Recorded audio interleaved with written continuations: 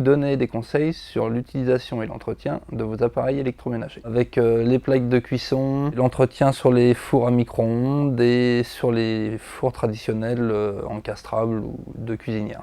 Il y a quelques petits conseils d'utilisation pour éviter que votre four s'encrasse trop rapidement. Vous avez des températures qui font que la graisse explose à l'intérieur du four et encrasse très rapidement votre four. Voilà, donc il vaut mieux faire des cuissons plus souvent à 200 degrés, voire en dessous, et faire attention à l'utilisation du plat que vous utilisez. Donc si vous utilisez un plat en verre ou en terre, vous aurez des résultats qui sont entièrement différents. Le problème du plat en verre, c'est que le verre fait loupe et la température à l'intérieur du plat est beaucoup plus élevée que la température ambiante du four. Donc lorsqu'une goutte de graisse tombe sur le plat en verre, elle explose et elle encrasse énormément votre four. Donc pour le micro-ondes, voilà, je vous conseille d'utiliser toujours des cloches pour couvrir vos aliments, pour éviter qu'il y ait des explosions d'aliments dans le micro-ondes, comme ici, qui encrassent un peu tout. Voilà, et au bout d'un moment, ça peut créer des étincelles et faire des amorçages à l'intérieur de votre micro-ondes. Donc il y a cette pièce aussi, qu'on appelle le mica, qui des fois brûle. Voilà, et lorsqu'elle brûle, on peut la remplacer. Ça vaut 10 €, ça évite de jeter le micro-ondes, malgré qu'il ait fait des étincelles, et c'est juste cette plaque à changer.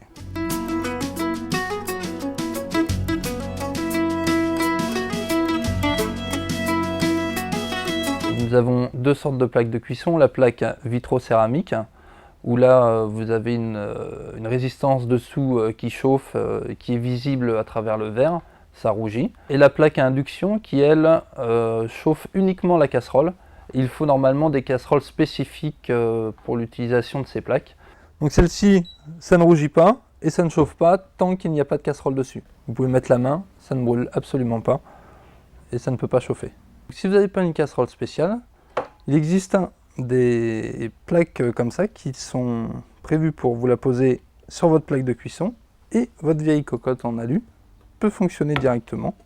Voilà, cette plaque chauffe qui après chauffe votre cocotte minute. Donc pour l'entretien quotidien, vous avez ces petites lingettes qui sont prévues exprès pour et qui ne rayent pas, qui a un côté rugueux lorsque vous avez des tâches un peu persistantes et un côté lisse pour avoir une finition impeccable. Vous frottez comme ceci. Auparavant, vous aurez humidifié votre lingette. C'est pour ça que ça mousse. Toujours en cercle. Voilà. Vous laissez un petit peu agir la mousse. Et après, vous essuyez avec un chiffon sec. Donc, quand vous avez des taches plus persistantes comme ça, vous utilisez un spray que vous laissez agir. Et après, un grattoir prévu exprès sur lequel vous frottez, qui ne raye pas la plaque et qui enlève donc les traces persistantes du départ.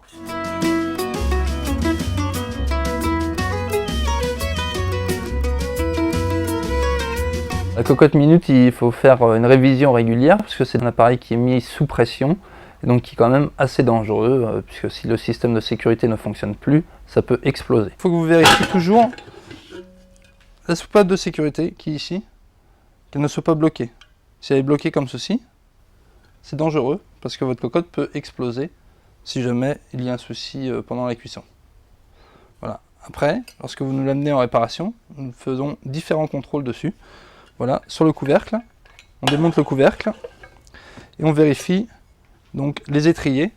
On a des gabarits. Voilà, ils ne doivent pas passer les gabarits, sinon c'est qu'ils sont trop déformés et dans ces cas-là, il faut les changer. Voilà, pareil pour les cuves.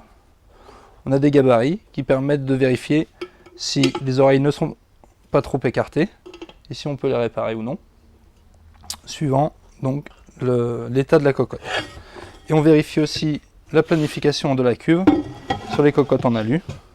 Voilà, si elles ne sont pas très plates, on les rectifie directement de façon à ce que la planification soit impeccable.